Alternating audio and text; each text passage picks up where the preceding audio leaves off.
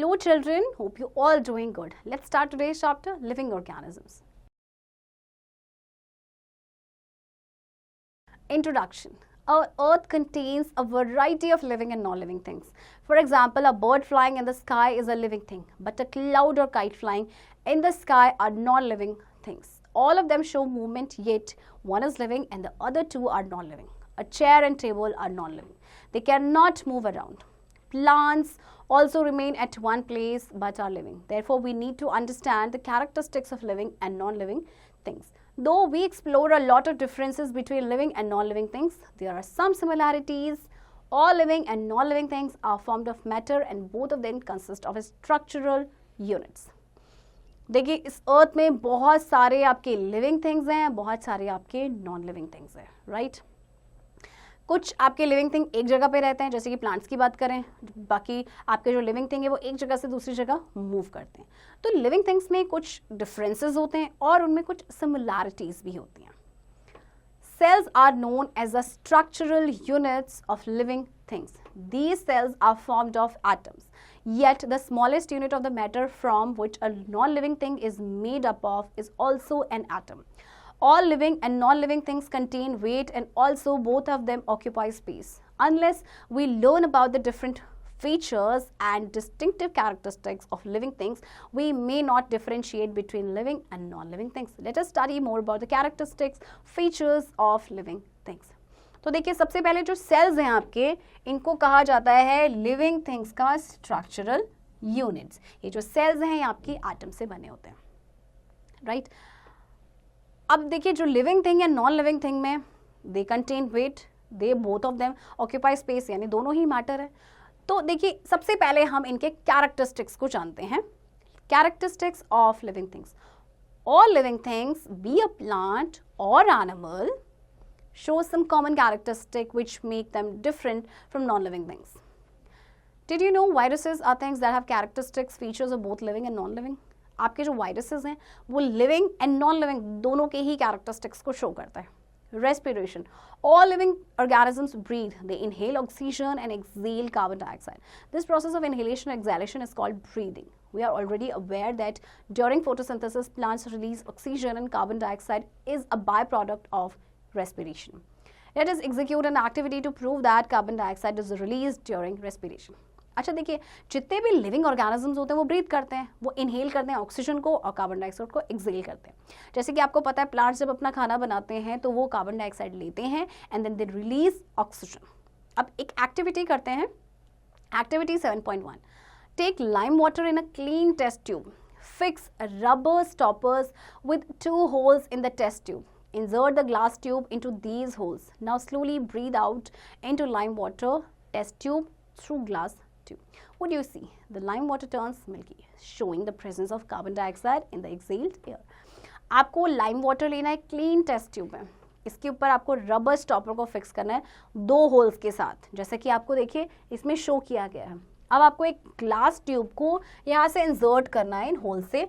अब आपको क्या करना है? ब्रीद आउट करना है लाइम वाटर में ग्लास ट्यूब के थ्रू. तो आप देखेंगे जो लाइम वाटर है वो मिल्की हो जाता है, मिल्की कन्वर्ट हो जाता है. इसका मतलब एक्सहेल्ड एयर में कार्बन डाइऑक्साइड प्रेजेंट है. Living things obtain energy through respiration. अब लिविंग थिंग्स जो है उनको रेस्पिरेशन के थ्रू एनर्जी मिलती है. Respiration burns the food inside our body. Oxygen is used in the cell to generate energy from the digested food. This process is known as oxidation of food. We use this energy to perform various activities. तो देखिए जो process होता है ये होता है आपका oxidation of food, और इससे क्या होता है कि हमें एनर्जी मिलती है इस प्रोसेस के दौरान, उससे हम वेरियस एक्टिविटीज़ करते हैं. Do plants also respire? In fact, they do not have any organs for respiration. They respire through very small pores in their leaves called stomata. The exchange of gases takes place through stomata. All land animals breathe in oxygen from the air. But what about aquatic animals? How do they breathe? Animals like fish breathe in oxygen dissolved in water through their gills. अब देखिए क्या plants भी respire करते हैं, लेकिन उनके तो कोई ऑर्गन्स ही नहीं होते हैं, तो वो रिस्पायर करते हैं. उनके जो लीव्स में छोटे छोटे पोर्स होते हैं जिन्हें कहते हैं स्टोमेटा. तो एक्सचेंज होता है गैसेस का, वो स्टोमेटा के थ्रू ही होते हैं. जितने भी लैंड एनिमल्स होते हैं वो ऑक्सीजन को ब्रीद इन करते हैं. But what about aquatic animals? वो कहाँ से उनको ऑक्सीजन मिलती है? एक्चुअली पानी में डिजॉल्व होती है ऑक्सीजन. अब जैसे कि फिश है, वो इस ऑक्सीजन को ब्रीद इन करते हैं through gills. Nutrition. All living beings need food. Food provides us energy to perform various functions. It also helps in body growth as well as its maintenance and repair. Have you ever thought what happens if you do not get food for days? जितने भी living things हैं सबको food की ज़रूरत होती है. Food उनको energy provide करते हैं जिससे को वेरियस एक्टिविटी परफॉर्म कर पाते हैं, है ना. इसके अलावा बॉडी की ग्रोथ होती है, बॉडी के जो worn out sales and tissues हैं वो रिपेयर होते हैं with the help of food. अच्छा, आपने सोचा है कि अगर खाना ना मिले कई दिनों तक तो क्या होगा? Different animals eat different kinds of food. Plants are the main source of food for animals. Animals depend on plants for their food because they can not make their own food. Many animals eat other animals as their food. तो देखिए different animals जो है different तरह का खाना खाते हैं. Plants जो हैं वो मेन सोर्सेज हैं food for animals. Animals plants पे डिपेंडेंट होते हैं फूड पे. कुछ एनिमल्स दूसरे एनिमल्स को खाते हैं. How do plants get their food? Green plants prepare their own food. They absorb water and minerals from the soil through their roots. The stem carries the water and nutrients to different parts of the plants. Plants अपना खाना खुद से बनाते हैं.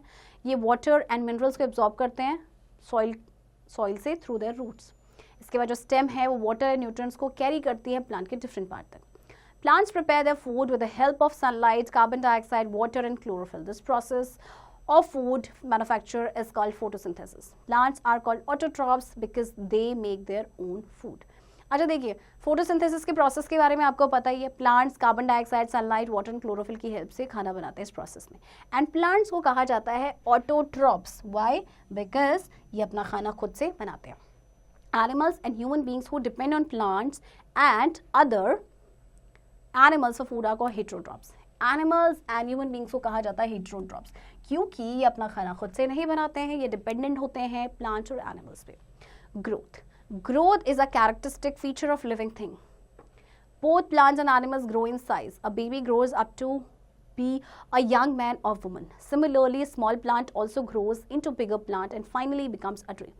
अब देखिए growth, जितने भी लिविंग थिंग है वो ग्रो करते हैं. बेबी जो है वो यंग मैन में कन्वर्ट हो जाता है या यंग वुमन में. इसी तरह से जो स्मॉल प्लांट होता है वो बड़े प्लांट में हो जाता है और फाइनली एक बिग ट्री बनता है. There are differences in the growth of animals and plants. Animals usually stop growing when they reach a certain age. For example, humans stop growing at about the age of 18. A plant keep on growing throughout its life. A non-living thing like a stone would never increase in size.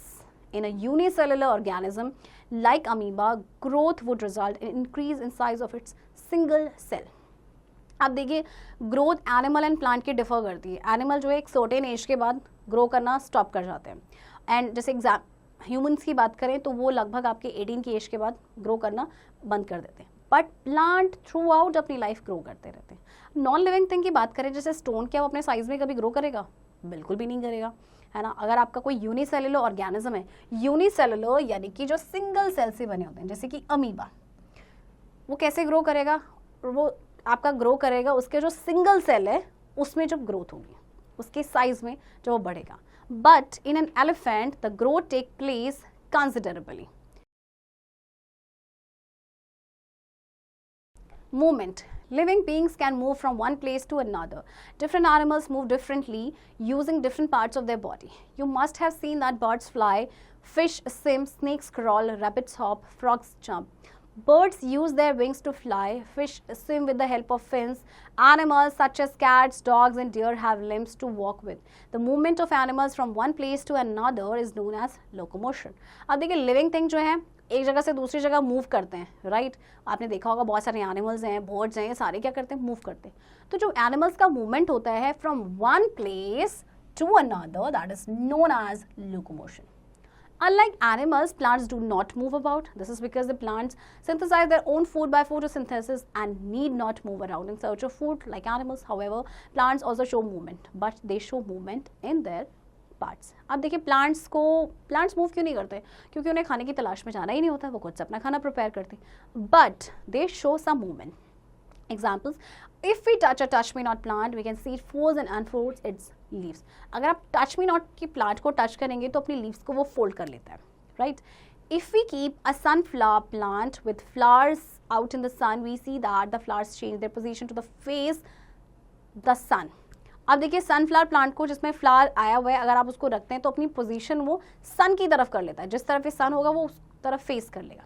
Movement also take place internally in some animals, such as sponge. It happens by circulating water through their bodies. कुछ animals में internally भी ना movement होता है, जैसे कि sponge की बात करें. इसमें क्या होता है, वाटर सर्कुलेट होता है उनकी बॉडीज में. Reproduction is the process of producing young ones which are similar to the parent animal और plant. Some living organisms give birth to their young ones, such as horse, dog, cat, etc. Others lay eggs and their babies are hatched out of them. Plants also reproduce by different methods. Some plants reproduce through seeds, while some plants reproduce through their stem cuttings. अब देखिए reproduction आपका process होता है जिसमें living being अपने young ones को produce करते हैं, जो उन्हीं की तरह होते हैं. तो प्लांट्स भी रिप्रोड्यूस करते हैं बट डिफरेंट मेथड से. कुछ रिप्रोड्यूस करते हैं सीड्स के थ्रू, जबकि कुछ प्लांट्स ऐसे होते हैं जो स्टेम कटिंग के थ्रू रिप्रोड्यूस करते हैं. जैसे कि अगर हम बात करें रोज, आपने देखा होगा स्टेम कटिंग से आपका होता है. Did you know a bryophyllum plant reproduces through its leaves. Small birds with roots come out from its leaves which can then be planted in the soil. Bryophyllum जो प्लांट होता है वो leaves के through reproduce करता है. Excretion. A lot of waste products are produced in our body. If these products are not thrown out of our body, they will make us ill and will harm us. The waste part of the food and the excess of water gets removed from the body in the form of stool, urine and sweat. The process of throwing out waste from our body is known as excretion. अब देखिए हमारी body में ना बहुत सारा waste product produce होता है, तो ये बहुत ज़रूरी है कि उसे हम बॉडी से बाहर निकालें. तो ये जो प्रोसेस होता है जिसमें हमारी बॉडी से वेस्ट बाहर निकलता है, that is known as excretion. Right. अब जैसे कि देखिए स्टूल, यूरिन एंड स्वेट, ये सारे ही आपके क्या हैं, ये आपका जो है वेस्ट है. Did you know about 1 liter of water and 1/3 teaspoon of salt are eliminated through the skin every day. So how interesting this is. हर दिन 1 लीटर वाटर और 1/3 teaspoon ऑफ सॉल्ट हमारी बॉडी से एलिमिनेट होते हैं. All animals have special organs for excretion. Kidneys, lungs and sweat glands are the excretory organs of animals. Do you think that plants also excrete waste products? Plants excrete water vapors and carbon dioxide from small pores called stomata. They get rid of their waste by secreting substances which are not required. This process is known as secretion. The gum is a waste product secreted by the plant. Latex obtained from rubber plants is a waste product. अब देखिए animals में ना special organs होते हैं excretion के लिए, जैसे kidneys, lungs, आपके स्वेट ग्लैंड्स है, ये सारे ही एक्सक्रीटरी ऑर्गन्स हैं एनिमल्स से. आपको क्या लगता है कि प्लांट्स भी एक्सक्रीट करते हैं?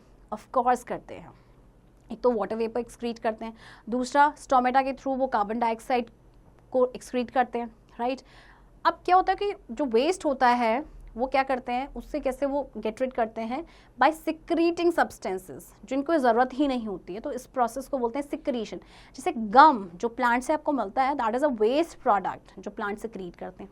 लेटेक्स जो आपका रबर प्लांट से मिलता है वो भी वेस्ट प्रोडक्ट होता है प्लांट का. All living things show response to stimuli. All living things respond to their surroundings. External factors like light and temperature make living beings react to them. The change that produces a response in an organism is known as a stimulus. The immediate action to adjust oneself according to the change is a response. What happens when someone suddenly pinches you? You either jump or scream or cry. This is your response to stimulus. अब देखिए जितने भी जो living things होते हैं वो अपने surrounding में रिस्पॉन्ड करते हैं. अब जैसे कि कुछ एक्सटर्नल फैक्टर्स होते हैं जैसे लाइट है या टेम्परेचर है, ये लिविंग थिंग्स को रिएक्ट करने पे मजबूर कर देते हैं. तो ये जो चेंजेस जो प्रोड्यूस होते हैं जब रिस्पॉन्स कोई ऑर्गेनिज्म करता है, that is known as stimulus. ये एक इमीडिएट एक्शन होता है. राइट. जैसे कि कोई आपको सडनली से पिंच करे तो आप क्या करते हैं, तो एकदम से आप उछल जाएंगे या चिल्लाएंगे या फिर क्राई. तो ये आपका क्या है, ये आपका रिस्पॉन्स है to stimulus. Like all living beings, plants also respond to various stimulus.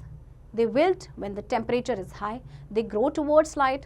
The drooping of leaves of touch me not plant is a response to the touch stimulation. रात की रानी flowers open at night and close during the day. तो देखिए plants भी जो है respond करते हैं to various stimulus. जैसे कि अगर टेम्परेचर हाई होता है तो विल्ट हो जाते हैं, मुरझा जाते हैं.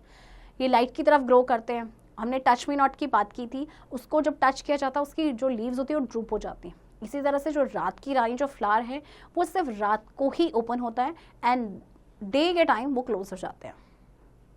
एक्टिविटी 7.2.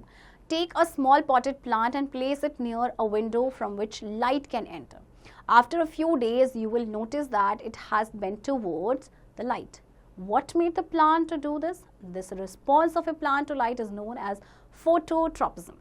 आपको देखिए एक स्मॉल पॉटेड प्लांट रखना है और उसको विंडो के पास रखना है जहाँ से लाइट एंटर कर रही है. कुछ दिन के बाद आप देखेंगे कि ये लाइट की तरफ बेंड हो जाएगा. ऐसा क्यों हुआ? इसने रिस्पॉन्स किया लाइट की तरफ, and this response towards light is known as phototropism. So remember that. All living things are made up of cells. Cells are the structural and functional unit of any living organism. Just as a wall is made of bricks, living organisms are made of cells. Some plants and animals consist of single cell and are called unicellular organisms. Examples: amoeba, paramecium, bacteria and yeast. अब देखिए cells जो है आपको पता है living organism का structural और functional unit है. जैसे कि आपकी एक वॉल दीवार जो है ना ब्रिक से बनी होती है, इसी तरह से जो लिविंग ऑर्गेनिजम्स होते हैं वो सेल से बने होते हैं. तो कुछ आपके प्लांट्स और एनिमल्स ऐसे होते हैं जो आपके सिंगल सेल्ड होते हैं, यानी कि यूनिसेलुलर जो सिंगल सेल से बने होते हैं. फॉर एग्जाम्पल आपका amoeba, paramecium, bacteria and yeast. Some animals and plants have as many as billions of cells. They are known as multicellular organisms. Examples: man, cat, dog, pine, rose plant, etc. और जो organism यानी जो animals या plants billions of cell से बने होते हैं, यानी कि मोर देन आपके वन सेल से बने होते हैं, उन्हें हम कहते हैं multicellular organism. Activity 7.3. To study plant cells, take out a fleshy leaf from an onion bulb. With the help of knife, peel off the thin upper membrane of this leaf. Add a drop of water in the center of a glass slide. Place a small piece of the membrane of the slide and cover it with a cover slip. Observe it under a microscope. Now you understand that a number of regular cells close together.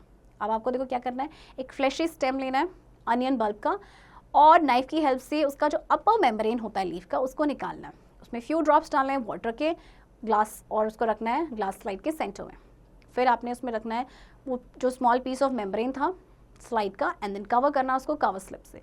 अब आप उसको microscope के under study करेंगे, observe करेंगे, तो आप देखेंगे बहुत सारे नंबर्स ऑफ जो रेगुलर सेल्स हैं वो काफ़ी क्लोज हैं. DK. All living things live for a certain period and each has a limited lifespan. After growing up to its full, it begins to grow old, that is to decay gradually. Some animals such as the tortoise live for a very long time, while the lifespan of some insects may be only for a few days or few hours. अब देखिए जो जितने भी living things हैं वो certain period तक उनका एक लाइफ स्पेन होता है, राइट. कुछ उसके बाद जब वो फुली ग्रो करते हैं then they start to grow old, और इसका यानी कि वो डीके होना शुरू हो जाते हैं ग्रेजुअली. कुछ एनिमल्स जैसे कि टॉर्टाइस की बात करें हम तो वो काफ़ी लंबे समय तक जीता है, जबकि कुछ इंसेक्ट्स होता है उनका जो लाइफ स्पेन होता है वो बहुत थोड़े दिन का होता है और कुछ का तो ऐसा होता है कि कुछ ही घंटों का होता है. Differences between living and non-living things. The differences between living and non-living things are as follows. Living things eat food but non-living things do not need food. Living things need a habitat but non-living things do not need a particular habitat. Living things को habitat की ज़रूरत होती है but non-living के साथ ऐसा कुछ नहीं है, उन्हें किसी भी particular habitat की ज़रूरत नहीं है. Non-living things are made up of cells while non-living things are made up of atoms. Remember this. Living things reproduce while non-living things cannot reproduce, right? Living things grow and develop while non-living things do not grow and develop. Living things have a definite lifespan while the lifespan of non-living things depend on maintenance and other factors. Living things की definite lifespan होती है जबकि non-living thing का depend करता है कि उनकी किस तरह से maintenance होती है बाकी दूसरे जो factors हैं. So these are the differences जो आपने previous classes में भी पढ़े होंगे. Points to remember. There are a variety of objects in our surroundings. Objects have different shapes and sizes, but all are made up of matter. Objects may be of two types, living and non-living. Living things respire, grow, reproduce, move, excrete, respond to stimuli, and are made up of cells. All living things have definite lifespan. Green plants make their own food. They are called autotrophs. Remember that green plants are known as autotrophs. Only green plants. The change that produces a response in an organism is known as stimulus. The removal of the waste product from the body of living organism is called excretion. Plants also excrete wastage such as gum, resin and latex. Children, I hope आपको chapter समझ आया होगा and इस chapter की practice अब आप खुद से करेंगे.